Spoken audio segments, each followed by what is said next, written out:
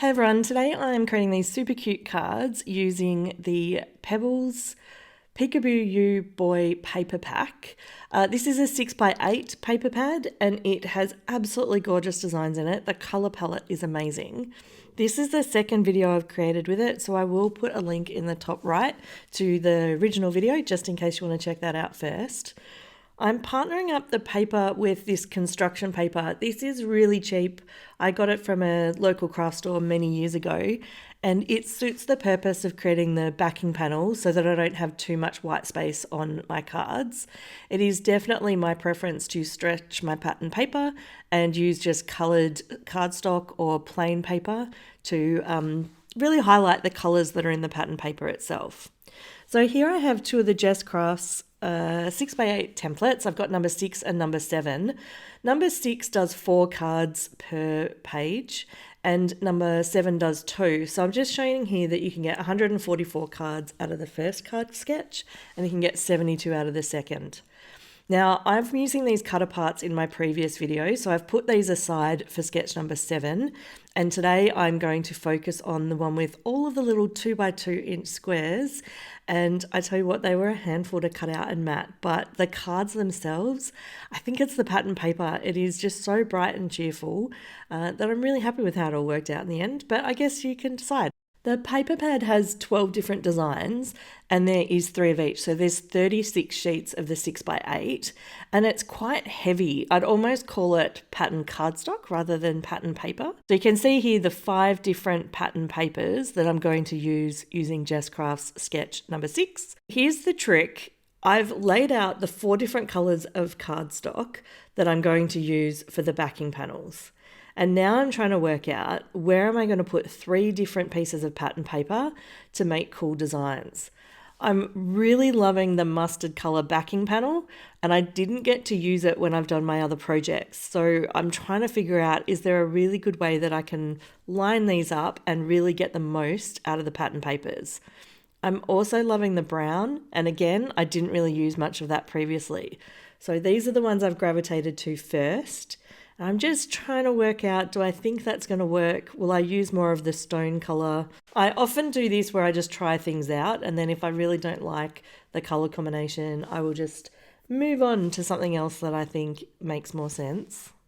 In the end, I decided to use the bolder backgrounds, and I've gone through and I've split up the pattern paper so that all of the brown ones use exactly the same color combination. And then for the mustard ones in the middle, the stripe and the brown flowers are the same. And then there is 10 of each, I think 12 actually, of each of the other designs. So they will look slightly different when I put all the cards together.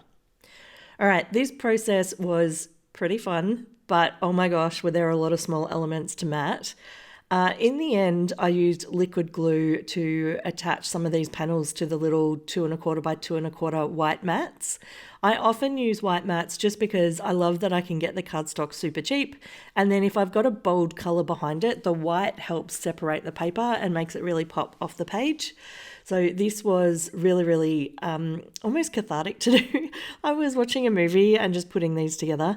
And often I would use my, I often use different adhesives when I'm doing this process depending on when I'm doing my prep work.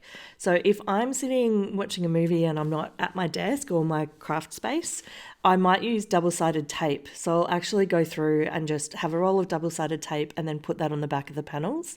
And then all I need to do is peel that off when I'm actually creating the cards. Otherwise, I'll use my ATG or I might use my Barely Art liquid glue. In the end, I think I used a combination for these and you'll see me sort of switch throughout the video. Here I am just putting the panels together. I do all of this bulk style. So I've just put a whole load of them up in the top right corner. Then I'm kind of staggering the little squares so that this one's a little bit off center to the right. And that means when I put the 3rd square down, I'm going to have enough space to offset it on the left. And then I also prop up the side of it a little bit with some leftover cardstock. This just stops me getting a noticeable dip in the card and it just helps it sit up and flat. So I'm running through doing these mint color ones. The pattern paper, it is so gorgeous. And it was an absolute fluke that in that construction paper pack that I've honestly had in my stash for maybe 12 years, matched pretty well. So I managed to really line up some cool looking background cards. Okay, this is the fun stuff. Now that I have all of those panels done, and you can see there's piles and piles of cards sitting there, I realized that I had some doodlebug stickers that matched as well. I just looked through my stash to see what I could come up with, and I have found these really cute, I think Thanksgiving style stickers. And I've partnered them up with these little speech bubbles. So I decided I wanted to create some thank you cards.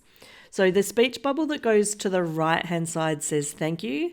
And then the speech bubble that goes to the left says thanks a bunch. So both of them are thank you messages. But depending on where I put the critter on the card, I can either put a thought bubble that goes to the right or a thought bubble that goes to the left. So it just gave me perfect flexibility to be able to create some super cute cards and not have to worry about putting a freestanding statement. The thought bubbles with critters is honestly, it's one of my greatest hacks. I do it all the time. And you can see here, I tend to buy things in bulk as well. Like I got these stickers on sale and I have 3 sets. So I'm running through doing 3 of each. So those 3 bears with the thank you. And now I'm going back to this little, I guess it's a raccoon, to the little raccoon character. And then I'm just adding the little thank you thought bubble to each of these. So as I run through, you will see that I do most of these that are exactly the same and in trios, which worked out really well in the end. I just looked it up and I can confirm that these icon stickers are the pumpkin spice collection. So I believe they might be a couple of years old now, but they are still available at scrapbook.com. So I will put a link in the description below. In fact, I'll put a link to everything that I've used if it's still available. And they will be affiliate links. So if you do purchase something using the links below, then I will get a small commission at no extra cost to you. And it's worth knowing that whenever you use affiliate links from anybody's channel, you don't have to buy the specific products that they have listed. It's just by clicking on that link, anything that you choose to purchase contributes to that affiliate referral. Okay, these scarecrows are ridiculously cute. Okay, in terms of my approach, I decided to do all of the critters or characters first. So anything that I could add a speech bubble to that I would have talking is where I started. I just figured this would be a good way to use up a lot of the stickers and get some volume done quite quickly. And then I wouldn't need to sort of switch back and forth between using some of the food and some of the flora and fauna. Because I think this is a Thanksgiving set, it's really focused on fall or autumn, which is I think why the colours matched up so well. There is lots of leaves, there is lots of, mugs of delicious creations. So you'll see some of those as we move through these cards. This little owl was gorgeous and it worked so beautifully being able to just pop it on that little middle element and have him offsetting the thank you sentiment at the bottom. I did find that I was able to move the feature of the card around on the different squares. Originally, I had thought most of it would end up on the top left-hand square, and then there wouldn't really be, I guess, much difference to the cards, that I would just focus on that little square and see what I could create. But in the end, when I did a few of these where I used some of the little critters, I tried to scatter them around the card just to make them a little different. The other thing I needed to be super aware of is the pattern design. So you can see here that that middle square has a whole lot of foliage on it. So in order to make sure that whatever sticker I was using stood out well, I needed to really focus on getting something that was big enough and also a contrasting color so it wouldn't just blend into the background. So here I've moved on to some of the drinks. So we've got some little steam stickers as well that are super tiny that are very difficult to see on here, but they go with, it looks like maybe a pumpkin spice type drink. I don't know, is that a thing? Anyone from the States who could tell me what some of these drinks would be, maybe put a comment below. We have lots and lots of amazing coffee in Melbourne, in Australia, and we do have Starbucks and other brands, and other chain stores, but I don't think we go as crazy with the flavors over here and the extra toppings on top. So maybe tell me what are some of the popular ones, or maybe even your favorite in the comments below. Okay, so here we've got a few different designs, and honestly, I think I did jump around. Yeah, I'm using some of the little mushrooms now, and I'm adding those on with a little thanks a bunch. And I don't know, talking mushrooms, I've used the theory that if it has a smiley face on it, then it talks. So with the doodlebug collections, they are so ridiculously cute. It does make this process super, super simple. So I know there's a lot of doodlebug fans out there. Anytime I do a project and I use doodlebug, it seems to be super, super popular. So I can appreciate that people really do like the cuteness of the designs. And I'm not sure, to be honest, if that is because people love the designs themselves or they suit the target audience of the cards that they give. And if a lot of people donate cards, then Doodlebug is absolutely fabulous for donations related to kids. If you're enjoying the video, it would be amazing if you could hit the like button. That is one of the key indicators for YouTube that you're liking the content, and it will help them decide which videos to push to new viewers. And it's super, super helpful for all creators. So thank you so much in advance. For the rest of the video, I've actually trimmed down the creation of these cards. Where I've done duplicates that were the same. It was just to save some time. I was really trying to make sure this video wasn't too long.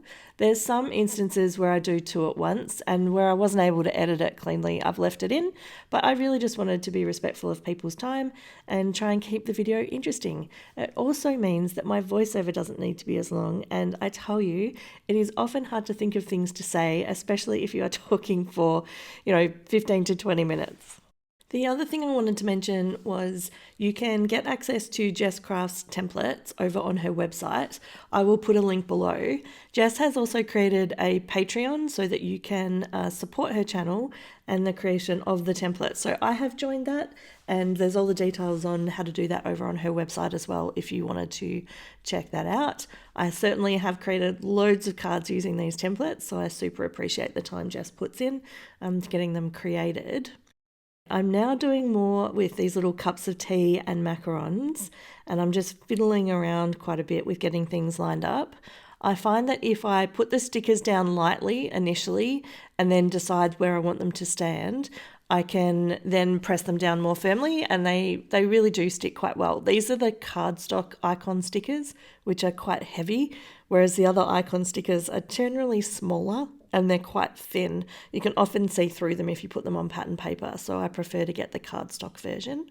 Again, we've got more of these refreshments, and again, these little things of steam that are so cute but so tiny and difficult to put on a card. But the little cinnamon sticks are really cute on this one too. I really like it. Now we're moving on to some of the foliage, and with this one, I tried to just start using up what were some of the bigger elements on the sticker sheet. And with this one, you can see with the sunflowers, I've trimmed one off just so that it's a little bit offset. If they're both the same height, then it just looks a little awkward. So I made them a little shorter, added in a little, I guess these are talking sunflowers, a little thank you, and that one is completed. After I've run through and done my first pass of all of these, I do go back through and use up more of the tiny elements on the sticker sheet. I did not use everything, so there are still a few things left to go. And generally what I would do is I would chop up the sticker sheet and put all the spare ones in a little Ziploc. And then if I'm donating craft supplies to a local kinder or to a holiday program, then I find that the kids love just sorting through the leftovers and creating some cool cards. So that is what I do with the ones that I can't find a spot for. I try not to just overly embellish my cards. It's just not the style that I like. But running through here and adding, a little mushroom and a little bird sitting on the mushroom, and then maybe a little extra, what am I adding here? A little mouse, I think just adds some little details that when I do the first pass through, maybe I'm not sure how many things I'm going to have left. The cards look cute, but maybe there's a little bit more interest. And these ones I'm just adding a little love heart. So just something simple to use up the things off the sticker sheet and make sure that I use as much as possible. This one's interesting because when I was doing the clouds, I put two of the blue clouds on each of these. And then I realized that there was a white cloud on the sticky sheet. It just blended in so well with the background that I missed it the first pass through. And when I realized, I thought, actually, that adds a much better contrast on the card than having two of the blue. So I ran back through and added a blue and a white to each of the owl cards. This meant that when I got to this one with the little fox, I had another cloud. So I did not let it go to waste. And I added that and the little acorn to the little fox cards. These, I understand the doodlebug obsession. They are ridiculously cute. And I just think adding a little smiley face on everything is quite joyful as well. Adding a few more hearts here, and I'm right at the tail end of these stickers. I don't know, do bears eat pumpkin pie? I've put a link here to another video that I think you might enjoy. Have a great day.